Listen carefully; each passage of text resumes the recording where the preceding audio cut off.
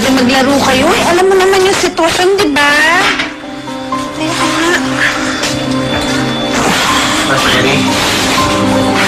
Akala ko kasi nagpaalam si Kuya sa'yo eh. Okay, naiintindihan kita. O, ito, inumin mo. Ito lang talagang kapatid ng matigas ang ulo eh. Huwag ka na magalit, ma. Huwag mo singayin si Allen. Ako naman may kasalanan eh. Nagaya ako mag-basketball eh. Ay, nako. Ay, tita. Oh, nako, Jenny. Nako, pasensya ka na. Na-text kita kagad. Nataranta kasi ako dito sa anak ko eh. Ay. Okay lang po yan.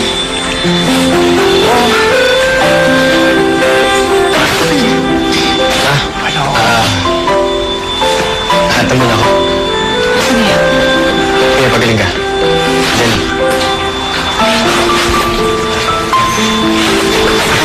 Sige, kukuha lang ako ng merienda, ha? Opo.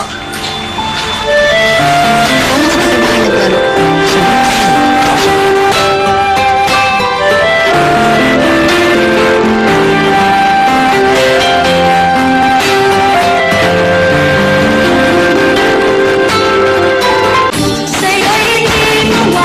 Yan, anak. Almost 15 minutes ka na dun sa harapan ng salamin. Mamaya, manawa yung salamin sa'yo, ha?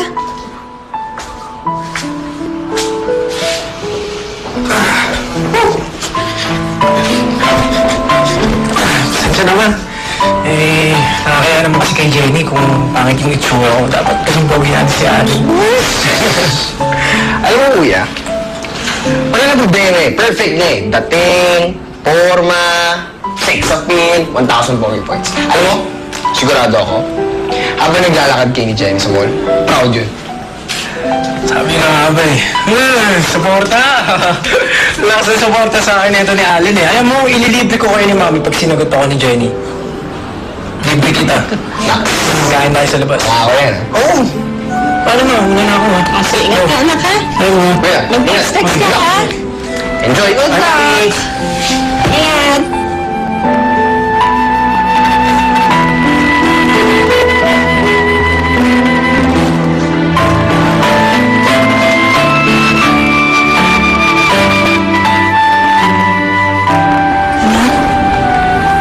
Salamat, ha? Salamat sa pagsasakripisyo mo para sa kapatid mo.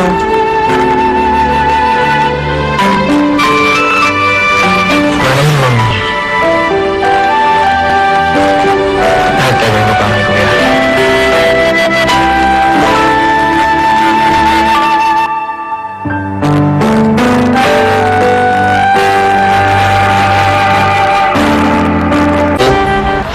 Maraming salamat ah.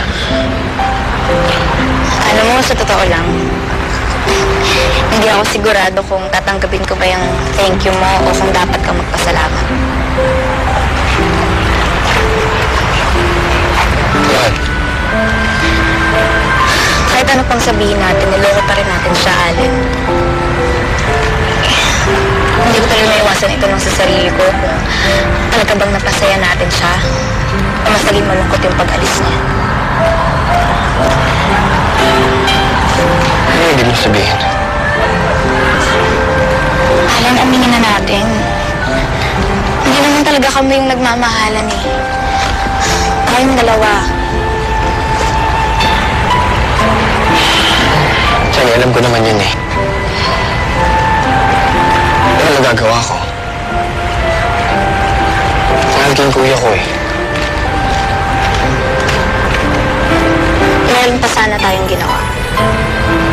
Kung mas naging matapang lang tayo para sabihin sa kanya yung totoo, eh, hindi sana tayo nagigilty o nahihirapan ng ganito.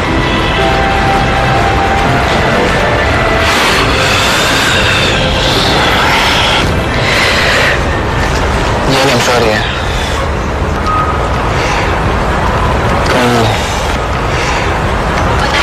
Kung hindi sana sa pakiusap, hindi ka sana nahihirapan ngayon ng ganyan.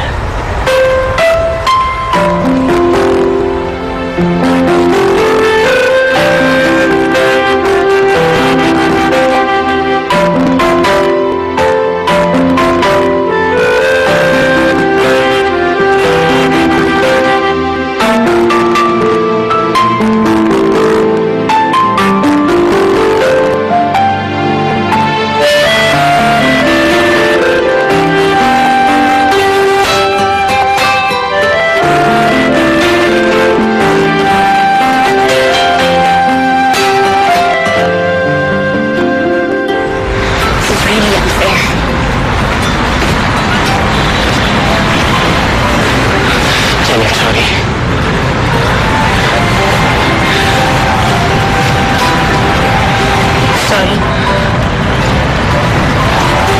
That's all you can say? Ay, magpakalalaki ka naman. Pumayag ako sa gusto mo nung una. Pumayag ako na magpanggap na mahal ko si Kim. Dahil sa'yo. Dahil mahal kita. Tapos ngayon ano? Nakikipaghiwalay ka? Kahit nakakonsensya ka? Dare you, Allen.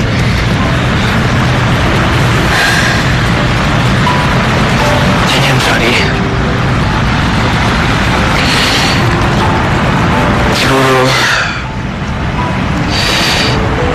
Siguro kailangan natin yung space na to. Para makapag-isip.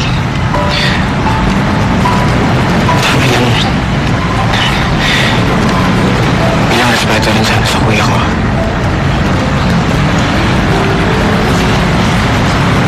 Do you really wanna talk about respect?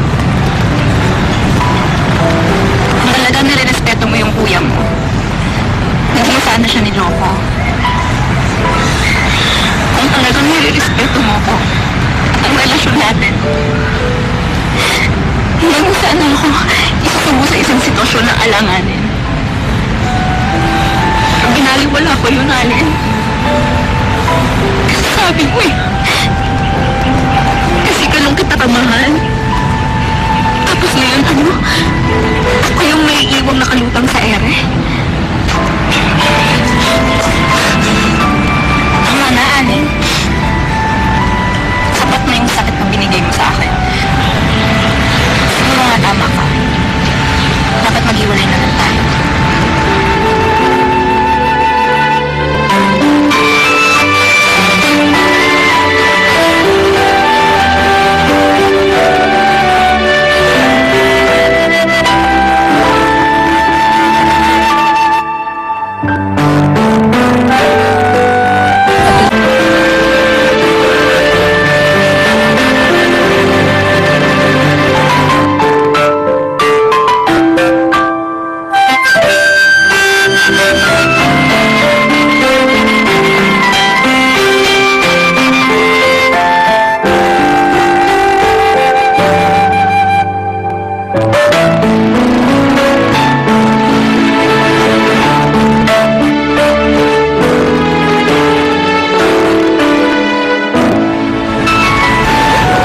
Sorry, na-late ako.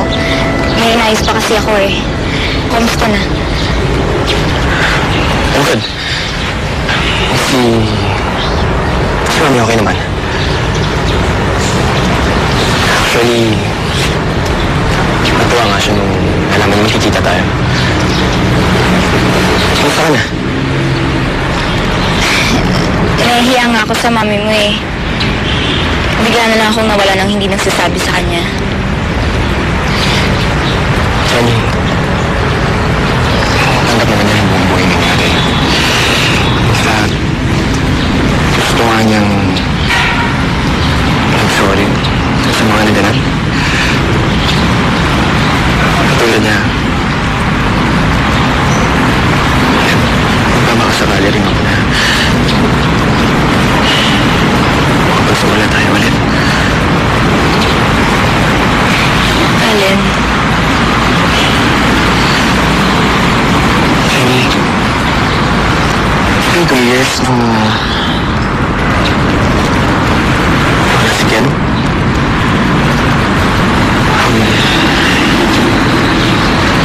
I think it's about time na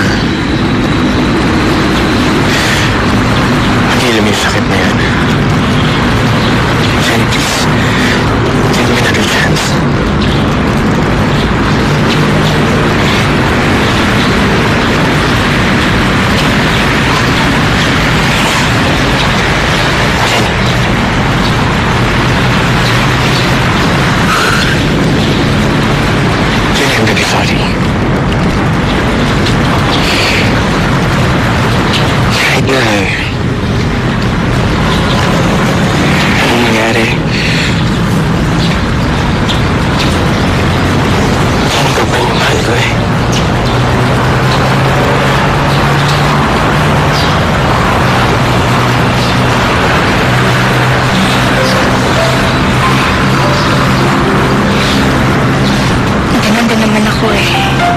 kitang kalimutan.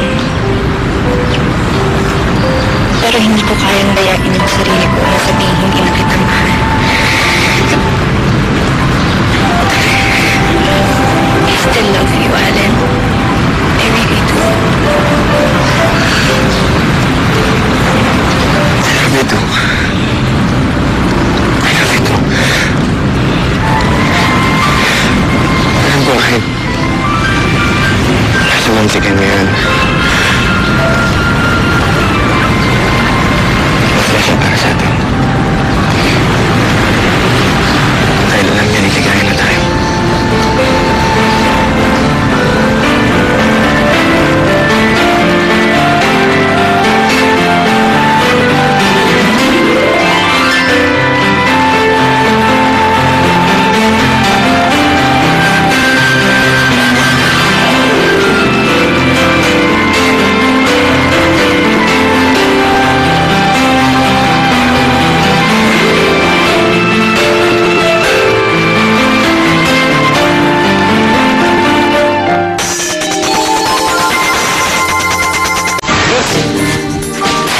Naliligaw kasi ako eh. Hinahanap ko sana yung malapit na paludan dito.